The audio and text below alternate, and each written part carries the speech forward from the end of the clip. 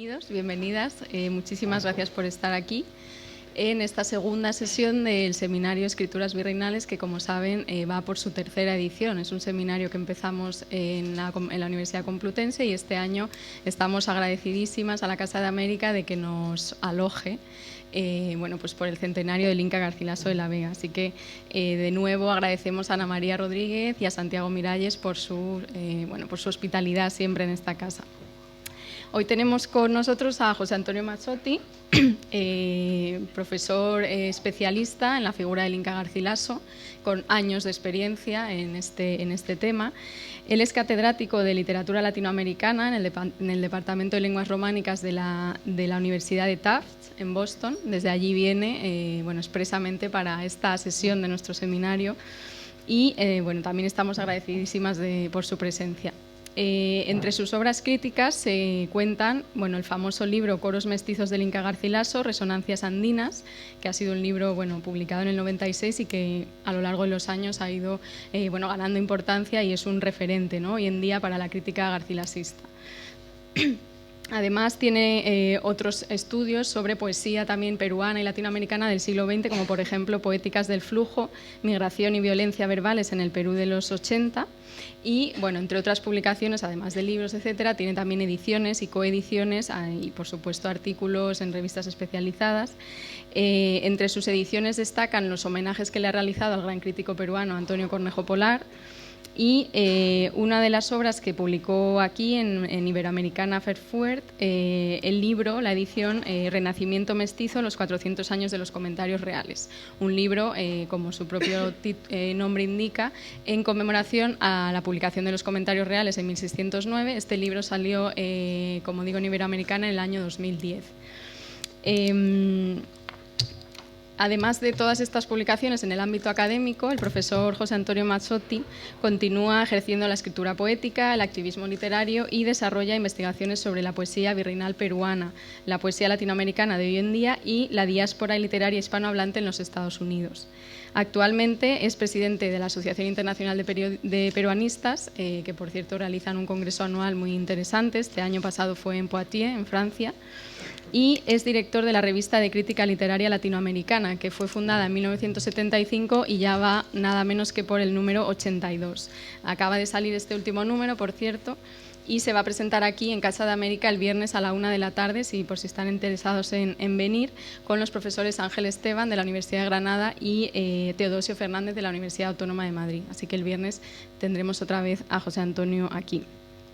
En fin, además de todo esto, el profesor José Antonio Mazzotti ha colaborado en el catálogo, en la edición que hemos realizado del catálogo de la exposición de la Biblioteca del Inca Garcilaso de la Vega, que, como saben, es una exposición que se inauguró hace unas semanas en la Biblioteca Nacional de España.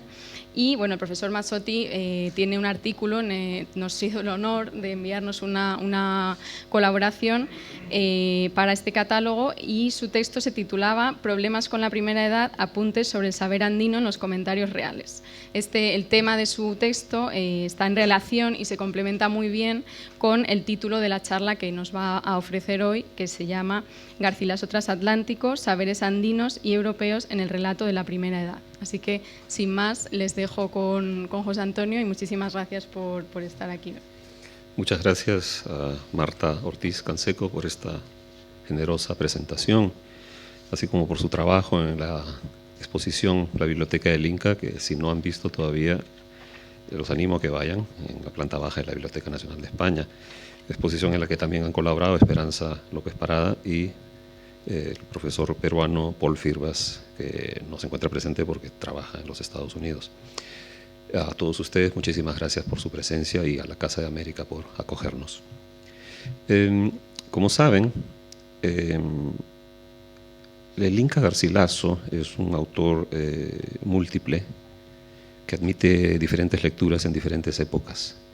Y no voy a plantear de ninguna manera una lectura exclusivamente cusqueñista, andinista, indigenista, peruanista, porque ese no es mi objetivo ni mi intención. Lo que voy a plantear es precisamente, como dice el título, un Garcilaso que tiene los pies y la cabeza en ambos lados del Atlántico, que me parece que es la manera más justa, comprensiva, de leerlo, por lo menos en el siglo XXI. Como es sabido, el Inca Garcilaso divide las edades espirituales del pueblo andino en 3 etapas marcadas por la prevalencia de distintas formas de creencia religiosa, ¿no? Primero, el salvajismo bestial y multi-idólatra de la primera edad. Luego, la gentilidad protocristiana de los incas en la segunda edad. Y por último, el triunfo del Evangelio con la llegada de los españoles en la tercera edad. Aunque se ha discutido largamente esta teleología y el cuadro idealizado que Garcilaso presenta de la religión incaica, hay algunos aspectos de la primera edad que requieren un análisis más detallado que el hasta ahora presentado por los especialistas. En los siguientes minutos explicaré las superposiciones de tópicos europeos, especialmente el neoplatonismo, el agustinismo y la visión providencialista de la historia, y tópicos andinos, como los Camac y los dioses locales, en el retrato sangriento y despectivo que el Inca ofrece de los pueblos indígenas no conquistados por los gobernantes cusqueños. Ensayaré, pues, una lectura estratigráfica del discurso garcilasiano, escudriñando sus niveles de significado de acuerdo con su estirpe en una u otra orilla del Océano Atlántico. En 1990, en su ensayo Garcilaso Inca jura decir verdad, el prestigioso estudioso peruano José Durand rastreó impecablemente los elementos temáticos indígenas que podían distinguirse en el relato fundacional sobre Manco Cápac y Mama Oglio, a partir de la versión que le ofreciera a Garcilaso su tío abuelo Cusihualpa a mediados de la década de 1550.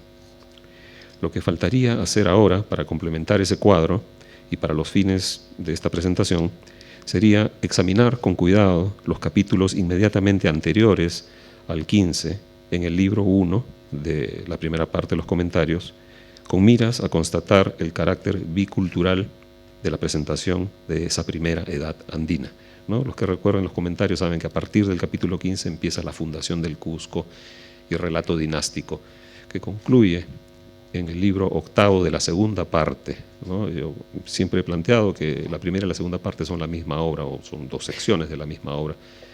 Es una historia de reyes, ¿no? Comienza con la fundación del Cusco y termina con la muerte del último Inca, Túpac Amaru.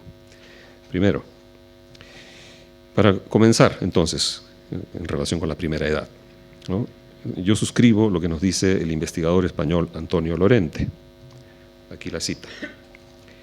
Es ya un lugar común de la crítica garcilasista hablar del providencialismo agustiniano que recorre los comentarios reales. Por otra parte, común a gran parte de las crónicas de Indias del siglo XVI.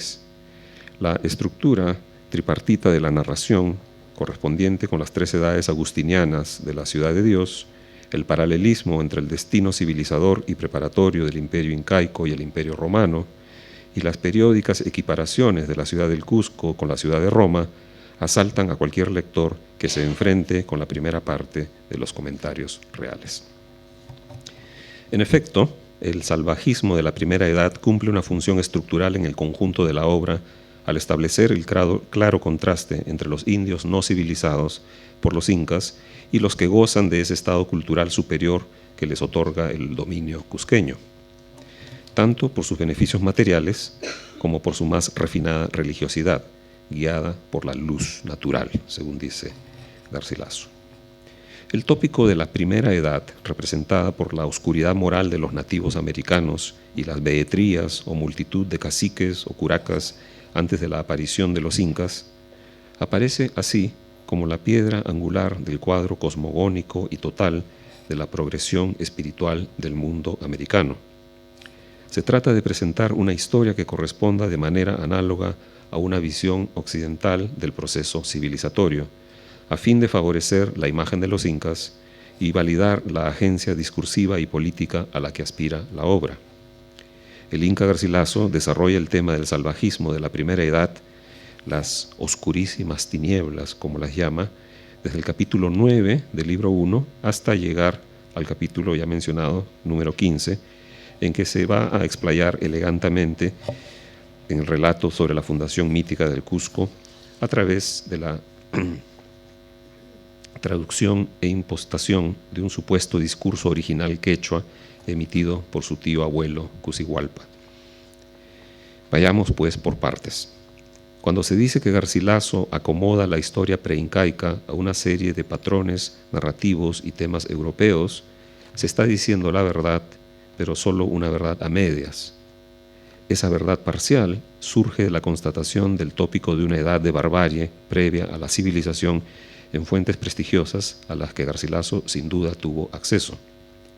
Por ejemplo, hay numerosos textos clásicos que declaran la inexistencia de una edad de oro previa a la aparición del Estado y de las ciudades como centros de gravitación política. Cicerón, por citar un caso entre muchos otros, señala en De Inventione que a un desorden de barbarie y salvajismo siguió un orden liderado por un hombre sabio que realizó una obra civilizadora fundando las bases de la vida en policía. En el Renacimiento, el tópico alcanza, entre otros, a los Dialoghi d'amore de León Hebreo en 1535, en la fábula del civilizador Lisania de Arcadia, llamado Júpiter por los antiguos.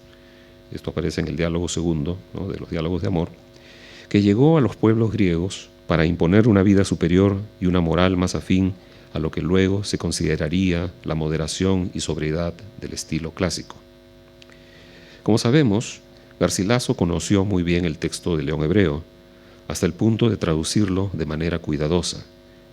También encontramos el tópico de la barbarie primigenia en el Methodus ad facilem historiarum cognitionem de Jean Bodin en 1566, que dedica un capítulo a la, cito, refutación a los que admiten las 4 monarquías y la Edad de Oro, desmontando el mito de la decadencia humana a partir de un esplendor inicial y proponiendo que la fundación del Estado y de una organización política de largo alcance es la mejor garantía para lograr una vida de acuerdo con las exigencias de la razón y la cristiandad. Como se observa en el recuento bibliográfico que hace José Durán en 1948, titulado precisamente La Biblioteca del Inca, basado en el documento que está en exposición ahora en la Biblioteca Nacional, es la lista de los 188 volúmenes que dejó el Inca a la hora de morir, ¿no? Garcilaso, sin duda, conoció los textos de Cicerón y de Bodin, así que parecería no hacer falta recurrir a otras fuentes europeas de prestigio, aunque sabemos que las hay. Pero sin ir mucho más lejos, las repúblicas del mundo de Jerónimo Román y Zamora acogen la misma tesis a partir de la apologética Historia Sumaria de Bartolomé de las Casas para defender la dignidad y sofisticación de los pueblos azteca e inca en desmedro de los grupos anteriores y no subordinados a ellos, como señala Carlos Araníbar. Es interesante también encontrar una propensión mesiánica, incluso en tiempos modernos, en sectores quechohablantes, según constata Enrique Urbano. Sin necesidad de explicar ese mesianismo a través de una remota influencia joaquinita en el campesinado andino, por obra y gracia de los evangelizadores tempranos del siglo XVI, la concepción del tiempo como un devenir de 3 edades, cito, la del dios Yaya o Padre, del dios Churi o Hijo y la del dios Espíritu, según Urbano, puede ser el resultado de lo que el mismo investigador explica como una tendencia frecuente de los pueblos conquistados por rearticular sus sistemas míticos sobre el tiempo ante la llegada de una concepción lineal, progresiva y cancelatoria como la cristiana. Por otro lado, Garcilaso usa el concepto de beetría para referirse a la primera edad. El significado de beetría tiene su propia evolución, como puede verse en el Señorío de los Incas de Pedro de Cieza de León, redactado a principios de la década de 1550. Es decir, cuando todavía podía entenderse beetría como estado general de división social y territorial entre pequeñas poblaciones sin vínculo político alguno entre sí, quedando cada grupo al mando de un jefe local o de un curaca, para el caso andino. Ballesteros señala en una nota al capítulo 3 de su propia edición del Señorío de los Incas de Cieza de León que, y aquí la cita, beetría, ya en el siglo XVI, tenía un significado diferente del que tuvo como institución en la Edad Media. Eran parcialidades sin un cacique o señor general. En la Edad Media, sin embargo, derivaba de una institución romana, al parecer la benefactoría. Las villas del norte de España debían acogerse a un señor dentro del peculiar sistema peninsular del feudalismo, ya fuera dentro de un linaje obligado de mar a mar, elegible entre los diferentes de las tierras comprendidas entre el Cantábrico y el Atlántico. El lector de Cieza aún podía entender su antigua significación. De manera análoga, es curioso que poco antes, en 1542, o sea, apenas unos 10 años antes de que Cieza de León redactara El señorío de los Incas, en otra obra titulada La relación de la descendencia y origen de los Incas, que recogieron las autoridades españolas en el pueblo de Pacaritambo, cerca del Cusco, de boca de una serie de conspicuos quipucamayos, se diga que estos contadores de los incas, dando cuenta de sus antiguallas, dijeron que antes que los incas reinaran en este reino, los indios de toda la tierra vivían en behetría general, porque en cada pueblo tenían sus curacas, por quien eran gobernados, y los indios muy sujetos a ellos, y todos ellos vivían sin codicia alguna de señorear lo ajeno. Entonces, por supuesto, una versión castellana de un relato quechua que mandó a recoger el gobernador Vaca de Castro el año 1542 y que de alguna manera reproduce una serie de mitos y una versión muy particular de la genealogía, de la evolución dinástica de los gobernantes cusqueños. Entonces, según la cita, el concepto de behetría, como multitud de pequeños órdenes políticos, se entiende aún a mediados del siglo XVI y se aplica como modelo al pasado preincaico, tanto en las fuentes indígenas que consulta Cieza, como en los testimonios transcritos y traducidos de los quipucamayos de Pacaritambo. En Garcilaso, sin embargo, se resalta el carácter inmoral y oscuro de la Primera Edad, antes que su organización política. Como señala el mismo Ballesteros, cito, la visión de ese estado bárbaro preincaico fue fabricada por los propios incas para aparecer como benefactores o civilizadores. Garcilaso, desconocida durante siglos la segunda parte de Cieza, es el que difunde la especie. Para Garcilaso, pues, ya en 1609, año de la primera edición de los Comentarios Reales, la palabra behetría aparecerá con el significado pleno de fines del siglo XVI, el de anarquía o salvajismo, sin orden ni concierto, un caos en última instancia, o un estado que corresponde a una concepción más radical, como evocación de paradigmas míticos, que la que puede encontrarse en la relación de los quipucamayos o en el señorío de los incas, que anteceden en casi 60 años a los comentarios. Resulta interesante, así, encontrar una versión del pasado preincaico que está en completo acuerdo con las otras versiones que atribuyen al gobierno inca una labor civilizadora absoluta frente a un estado general de behetría o caos en que vivían los indios de los Andes. Con distintas variantes, el tópico de la oscuridad primigenia y desorden anterior a los incas aparece también en Juan Díez de Betanzos, en la Suma y Narración de los Incas, en Agustín de Zárate, en Cristóbal de Molina el Cusqueño, en Martín de Murúa, en Jerónimo de Román, en fin, una serie de cronistas, el muy conocido José de Acosta y Juan de Santa Cruz Pachacuti-Yanqui, entre otros casos.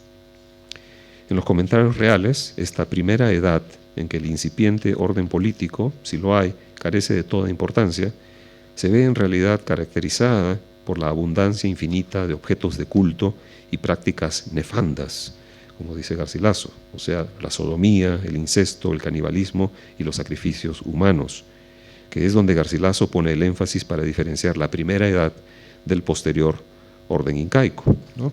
Veamos lo que dice el propio Garcilaso. Es así que cada provincia, cada nación, cada pueblo, cada barrio, cada linaje y cada casa tenía dioses diferentes unos de otros, porque les parecía que el dios ajeno, ocupado con otro, no podía ayudarlos, sino el suyo propio.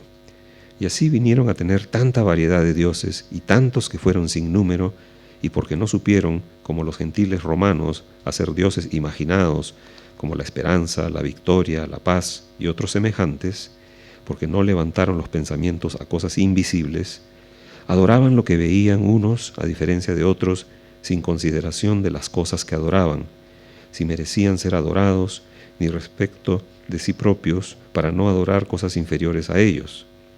Solo atendían a diferenciarse estos de aquellos y cada uno de todos. Y así adoraban hierbas, plantas, flores, árboles de todas suertes, cerros altos, grandes peñas y los resquicios de ellas, cuevas hondas, guijarros y piedrecitas, las que en los ríos y arroyos hallaban de diversos colores como el jaspe. Hasta ahí la cita de Garcilaso. Este cuadro de infinitas posibilidades de objetos de culto permite entender el supuesto bajo nivel de entendimiento de esos nativos primigenios, pero como luego veremos, revela también un conocimiento implícito de la importancia de las pajarinas, ¿no? Un término quechua, que es básicamente un lugar de origen de una determinada estirpe humana, concepto muy frecuente en la religiosidad andina, como es el caso, por ejemplo, de cuevas importantes, de grandes montañas o apus, ríos o lagos. De hecho, en algunos testimonios, el lago Titicaca vendría a ser la pajarina de la dinastía incaica. No es raro encontrar en documentos de la época y en cronistas que Garcilaso no leyó una concepción semejante de la religiosidad andina. Por ejemplo, la relación de los agustinos en la zona de Huamachuco, escrita en la década de 1550, menciona infinidad de objetos de culto, tanto en estado natural como en ídolos rudimentarios. Un cronista conocido para nosotros, pero no para Garcilaso, Cristóbal de Molina el Cusqueño, se explaya en el culto a las pacarinas. Cito: y así dicen que los unos salieron de cuevas, los otros de cerros, y otros de fuentes, y otros de lagunas, y otros de pies de árboles, y otros de satinos, de esta manera, y que por haber salido y empezado a multiplicar de estos lugares y haber sido allí el principio de su linaje, hicieron huacas y adoratorios de estos lugares. Hasta ahí Molina. Vemos pues que el conocimiento de este antiguo culto no era inaccesible a los españoles que se adentraban en la lengua y la averiguación de las costumbres nativas. Más adelante, el Inca Garcilaso se explaya en la enumeración de otros objetos de culto, que esta vez alcanzan al reino animal. Dice, y otra vez cito al Inca: también adoraron diversos animales, a unos por su fiereza, como al tigre, león y oso, que en realidad la nota que aparece más abajo, que se entiende que el tigre, león y oso, que no eran animales americanos, no como los concebimos, ¿no? Se refieren dentro de la fauna del continente al otorongo, el puma y el oso americano, ¿no? O Leptailurus, ¿no? Y lo mismo con otros animales que el Inca Garcilaso va a mencionar más adelante. Él siempre está encontrando estas analogías con la fauna europea, ¿no? Y sigo con la cita.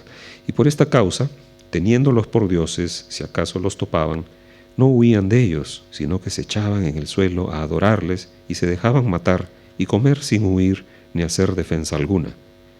También adoraban a otros animales por su astucia, como la zorra y las monas. Adoraban al perro por su lealtad y nobleza, y al gato cerval o gato montés por su ligereza. Al ave que ellos llaman cuntur o cóndor por su grandeza, y a las águilas adoraban ciertas naciones porque se precian descender de ellas y también del cuntur. La adoración de determinados animales por su poder o destreza se explica mejor cuando Garcilaso se refiere en el capítulo 10 de este libro 1, de la primera parte, a la religiosidad de los yungas o habitantes de la costa. Nos dice que además de adorar a la madre tierra o Pachamama, al aire, al fuego, y aquí viene la cita, adoraban en común a la mar y le llamaban Mama Cocha, que quiere decir madre mar, dando a entender que con ellos hacía oficio de madre en sustentarles con su pescado. Adoraban también generalmente a la ballena por su grandeza y monstruosidad. Sin esta común adoración que hacían en toda la costa, adoraban en diversas provincias y regiones al pescado, que en más abundancia mataban en aquella tal región, porque decían que el primer pescado que estaba en el mundo alto, que así llaman al cielo, del cual procedía todo el demás pescado de aquella especie de que se sustentaban, tenía cuidado de enviarles a sus tiempos abundancia de sus hijos para sustento de aquella tal nación. Hasta ahí la cita. Ese pescado que estaba en el mundo alto, como dice Garcilaso, corresponde sin duda al concepto de Cámac, común en las creencias andinas. El Cámac es una fuerza celestial generadora de vida en diversas especies en la Tierra. Recordemos lo que señaló José de Acosta en el libro quinto, capítulo 3 de su Historia Natural y Moral de las Indias, sobre la semejanza de la concepción astronómica de los pueblos andinos con algunos rasgos del pensamiento platónico. En la tradición prehispánica, el origen y vitalidad de los elementos naturales se explicaba a partir de modelos celestiales o Cámac que insuflan vida y ánimo a plantas, animales y seres humanos.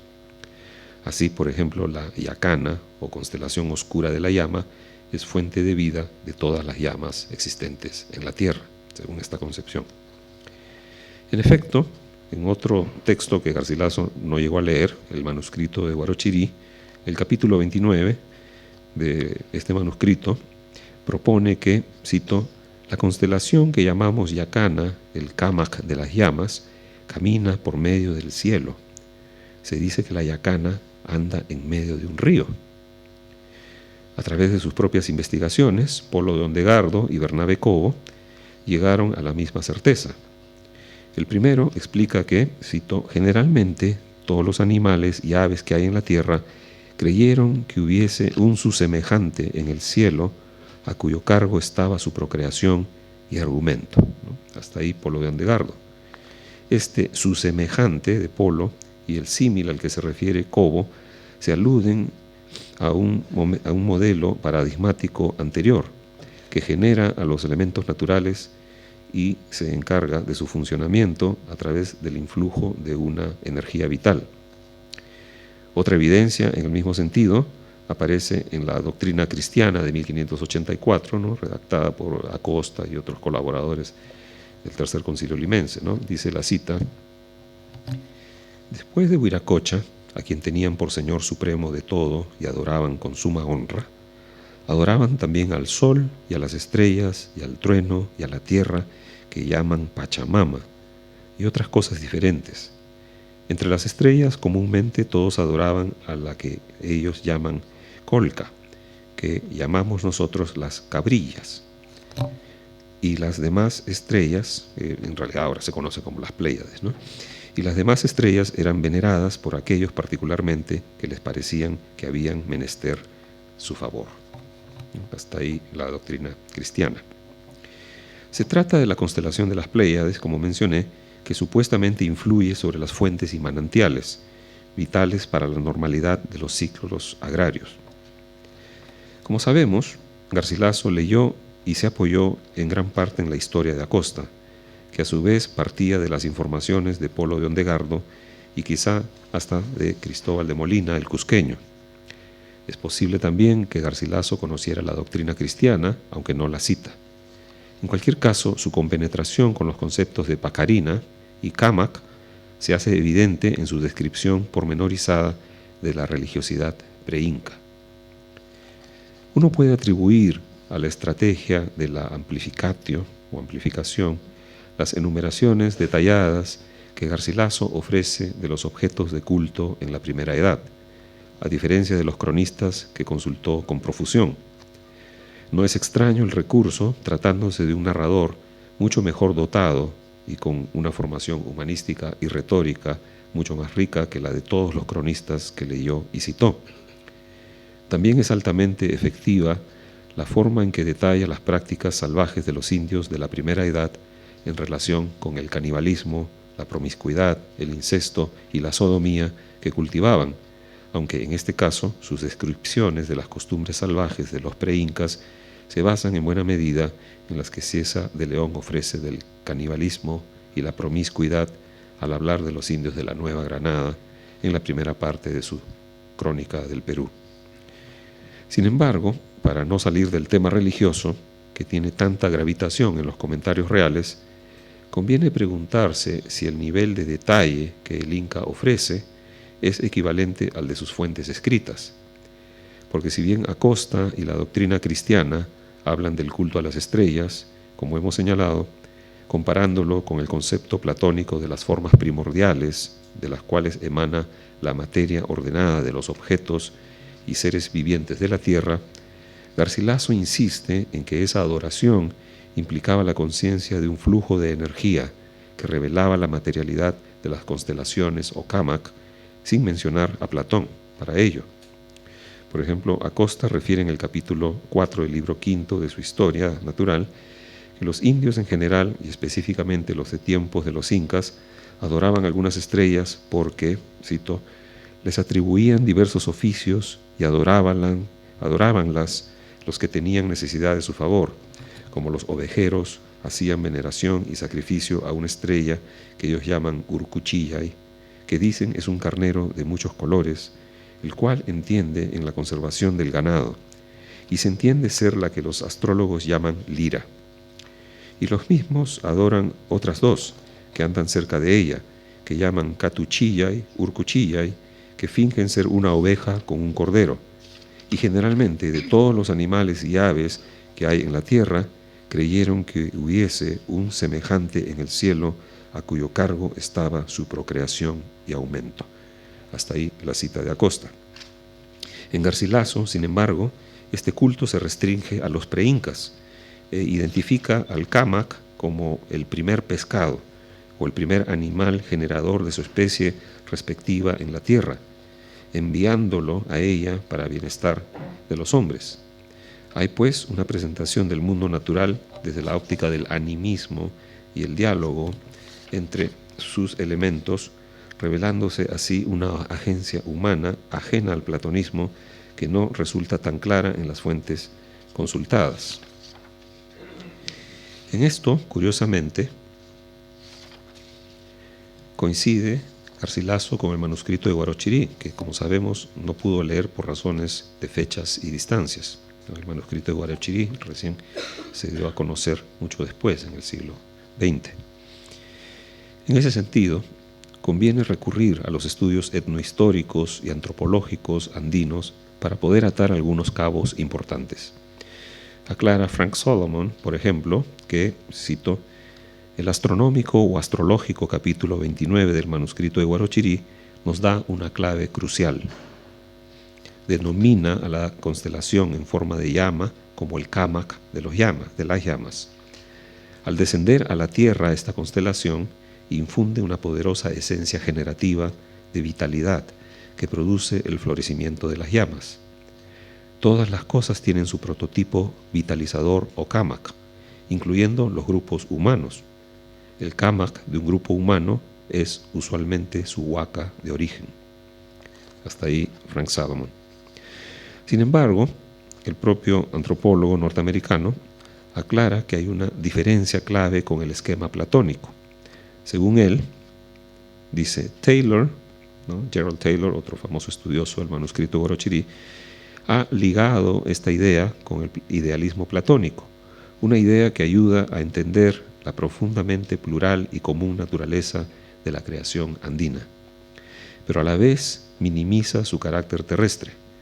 Kamak, en el manuscrito de Guarochirí, parece sugerir una entidad de abundante energía, tan física como la electricidad o el calor corporal, y no una abstracción o un arquetipo mental, ¿no? Hasta ahí Solomon. En efecto, tal como ocurre con los comentarios reales, el espacio de tales fuerzas generadoras es el mundo de arriba, ¿no? Como mencionó el propio Garcilaso, que en quechua se conoce como el Hanak Pacha, que tiene una materialidad palpable en sus manifestaciones terrestres, ¿no? Y dentro de ese Hanak Pacha o mundo de arriba, lo que nosotros conocemos como la Vía Láctea, en quechua se llama Hanak Pacha Mayo, el río del mundo de arriba. Por eso, cuando Garcilaso habla de la llama generadora, el Kamak de todas las llamas, dicen que anda por un río, o sea, por la Vía Láctea, ¿no? A su vez, Garcilaso reduce este sistema de creencias al mundo de la primera edad, rescatando para los incas una concepción más elevada y monoteísta del mundo sobrenatural. En conclusión, entre los muchos rasgos que Garcilaso atribuye a los nativos de la primera edad, cabe destacar aquellos que son de conocimiento común acerca de la población andina en general, pero con un nivel de detalle y dramatismo narrativo que permite apreciar un manejo interno del tema, complementando la información que encuentra en José de Acosta, pero negando cargos contra los incas como la adoración de las estrellas y los sacrificios humanos que Garcilaso atribuye solo a los indios de la primera edad. Se da, pues, desde el inicio de los comentarios reales un sentido mucho más pleno a la religiosidad indígena, apoyándose en el esquema agustiniano de las casas y Román y Zamora, pero sin generalizar las prácticas idolátricas a toda la población andina, como hace José de Acosta. El excavamiento textual de estos y otros capítulos en que Garcilaso reclama un conocimiento genuino del mundo indígena puede revelarnos un sujeto de escritura más complejo que el del simple repetidor de datos a partir de los cronistas publicados del momento o el seguidor a pie juntillas de sus fuentes clásicas, que son muchísimas, como es fácil comprobar.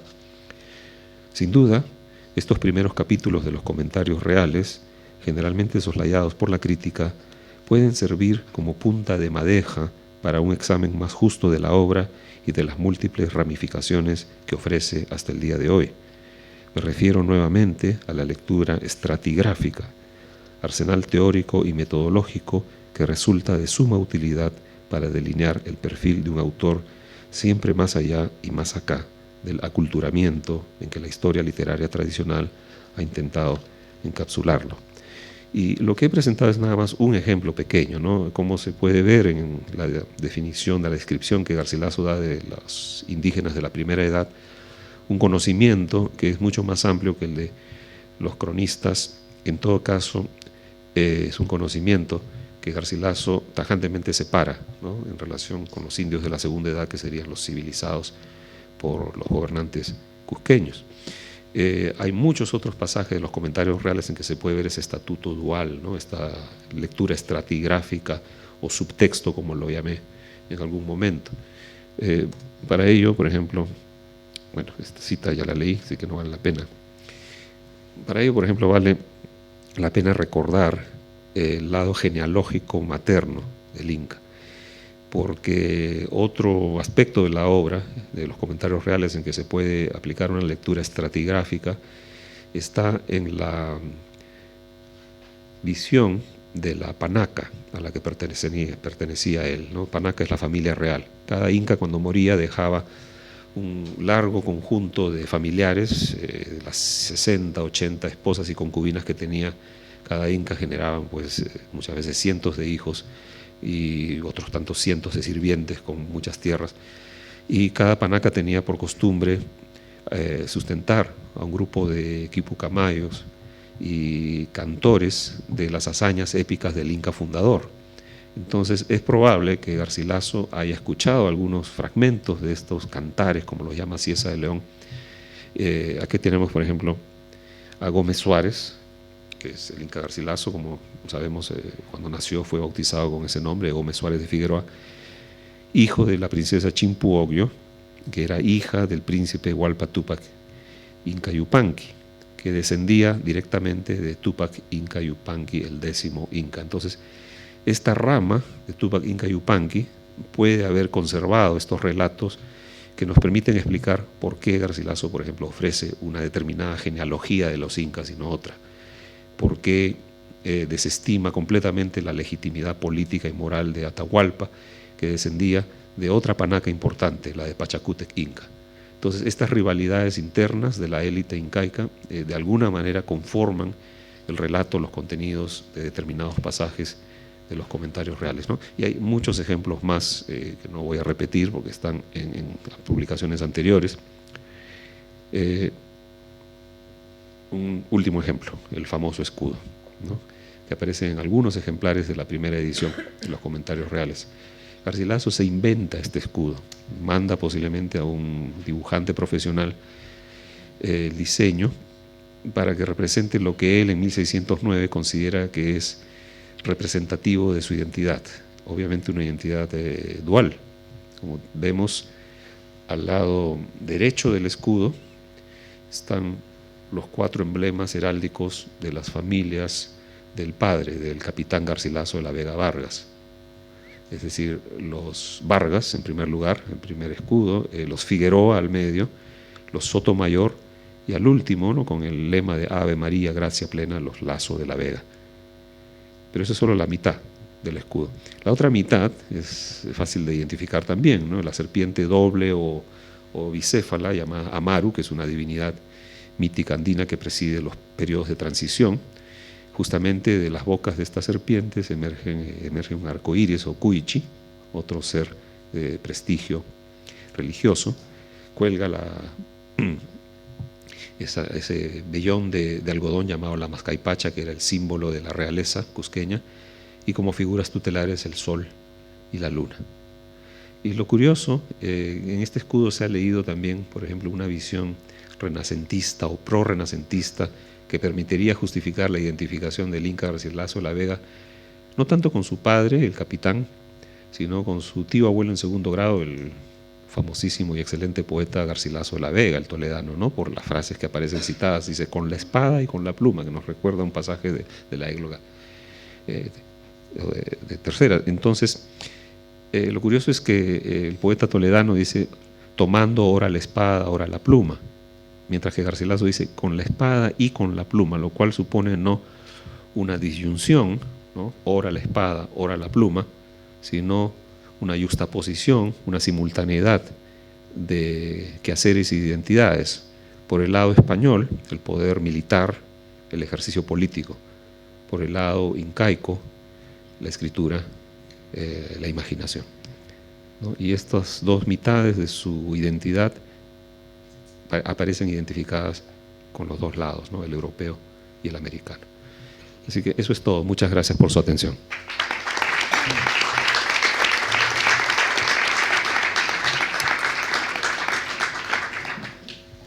Bueno, muchísimas gracias, José Antonio, por esta interesantísima charla, que yo creo que va un poco en la línea de, bueno, lo que vienes trabajando durante años, ¿no? Este intento por rescatar, como tú lo llamas, los estratos de la escritura, ¿no? No solamente lo que en lo que más se ha trabajado, que es el tema de la influencia europea, ¿no?, en el Inca, sino sobre todo la influencia que pudo tener todo tipo de, bueno, pues cantares orales, toda la tradición oral que existía allí, ¿no?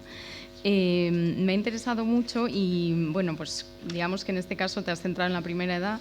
En otros textos que he leído tuyos hablas también de, bueno, pues sobre todo de la influencia de la oralidad cuzqueña en la forma, ¿no?, en la redacción del Inca, que eso, de hecho, como tú dices, muchas veces se pierde incluso en las ediciones modernas. O sea, José Antonio defiende que la modernización de la escritura, de las ediciones del Inca, digamos que tiene como consecuencia muchas veces que se pierde la cadencia, un cierto ritmo, una cierta oralidad que probablemente él quería imprimir a sus textos como influencia andina, ¿no?, como una influencia. Entonces, este tema de la forma, bueno, yo lo que quería era si esa superposición de planos, como dices, entre el discurso andino y el discurso renacentista, que tú lo has estudiado en muchos de tus textos, o sea, es decir, esa diferencia también entre forma y contenido, ¿no?, porque tú separas un poco la forma del texto del contenido, si eso también en esto que hablas de la primera edad, bueno, en algún momento eso se percibe. Supongo, entiendo que sí, porque de hecho has estudiado los comentarios reales a fondo, ¿no?, en ese sentido, pero por si podías hablar un poquito de eso y poner algún ejemplo o Sí, quizá podría empezar por ampliar ese argumento de la prosodia. Para eso hay que remontarse a la manera como se editaban los libros en el Siglo de Oro, ¿no? Cualquiera que vea una edición príncipe, de las que están, por ejemplo, en la exposición, se va a dar cuenta de que hay una profusión de signos de puntuación tremenda. Comas por aquí, por ahí, puntos y comas, 2 puntos. Y cuando uno trata de leer eso en silencio es un poco incómodo, porque son muchas las interrupciones. Pero este es un tema que ya han estudiado Margit Fren, Sánchez Romeralo y otros estudiosos del Siglo de Oro, que arguyen que la puntuación tiene que ver más con la idea de que esos textos van a ser leídos en voz alta, por la enorme cantidad de analfabetos que había tanto en España como en América, en los virreinatos. Eran textos cuya difusión en buena medida consideraba voz alta, que por naturaleza todos lo sabemos, necesita parar con cierta frecuencia para poder respirar. Entonces eran pautas casi performáticas que daban los editores a los textos. Esto no necesariamente viene de los autores, aunque los pocos manuscritos que han sobrevivido en el proceso de impresión también señalan, ¿no?, esas comas, puntos y comas, etcétera, que no obedecen necesariamente a las reglas gramaticales. Por ejemplo, poner coma entre sujeto y predicado el día de hoy se considera incorrecto. En la época no, porque es natural a veces hacer una pausa respiratoria, ¿no?, entre el sujeto y predicado, depende de la extensión de la frase, o las subordinadas, en fin, o entre un sustantivo y su adjetivo también.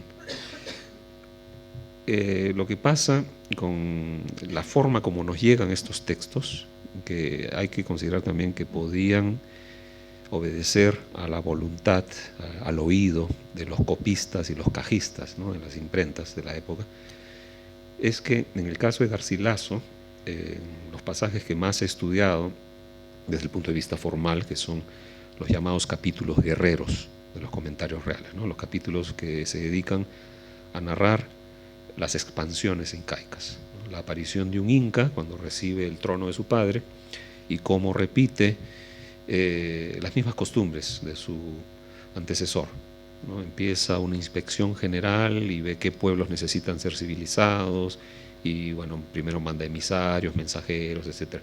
Son llamados capítulos guerreros precisamente porque hablan de la expansión y que según José Durán fueron añadidos o por lo menos concebidos en el plan de la obra después del plan original que aparece en uno de los prólogos de los Diálogos de Amor, edición de 1590, ¿no? Pero este prólogo, fechado en 1586, dice: estoy escribiendo una historia del Perú, de las costumbres de los indios y tal cosa, pero no dice de la dinastía incaica, ¿no? Según Durán, esta fue una idea posterior, por eso vemos una diferencia de estilo entre los capítulos llamados etnográficos, que hablan de las costumbres, de la naturaleza, ¿no?, y otros de sus recuerdos de niñez, que hay muchos en la obra, y los capítulos guerreros. Y los capítulos guerreros tienen, curiosamente, una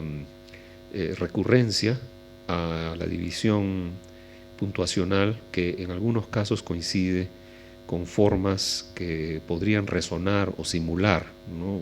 Hay que tener cuidado ahí porque no se trata de estructuras quechuas traducidas como en el caso de Guamán Poma, sino de coincidencia, de una redacción que es correcta en castellano de la época, pero que reproduce formas de paralelismo sintáctico, semántico, que existen mucho en la poesía quechua, de lo que conocemos, ¿no?, de las muestras de poesía quechua que se han podido recoger en textos coloniales tempranos, que son básicamente Guamán Poma, Cristóbal de Molina, Juan de Santa Cruz Pachacuti, y dos poemas que Garcilaso reproduce en los comentarios reales. Esas son las 4 fuentes de la poesía quechua que conocemos. Existen esos paralelismos sintácticos semánticos, ¿no?, cosas que ha estudiado muy bien Jean-Philippe Cusson y otros especialistas en quechua colonial.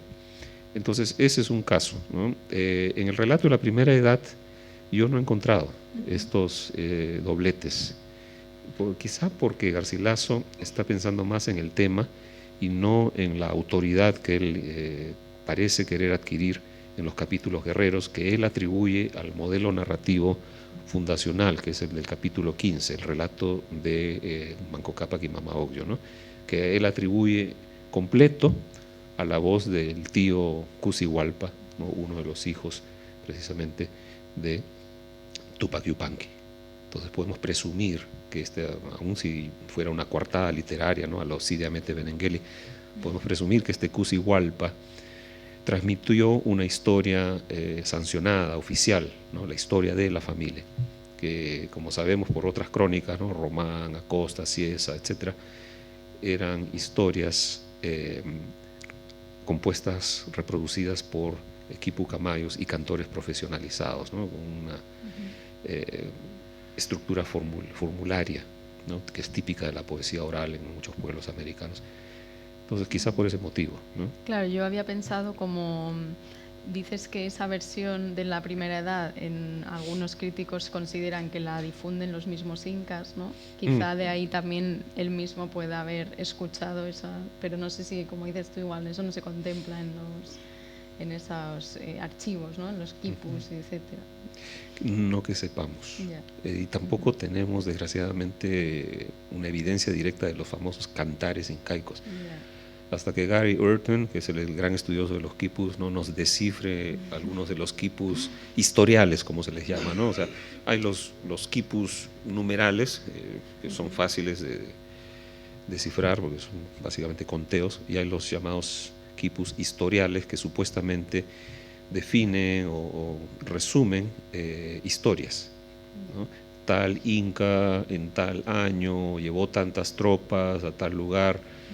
Ahora, por supuesto, esta distribución de nudos y tamaños de nudos en distintas cuerdas, los quipus, tiene que ser diferente de la forma como eran interpretados, ¿no?, de una manera más artística, más retórica e incluso casi teatral, por lo que se cuenta que eran coros de mamaconas y yanaconas, como dice Betanzos, ¿no? Coros de sirvientes y de matronas entrenados en estas representaciones de las hazañas del Inca muerto, que por supuesto exaltaban el poder de ese ancestro y su derecho, el derecho de Zapanaca o familia real, a seguir gozando de sus privilegios y de las tierras que tenían.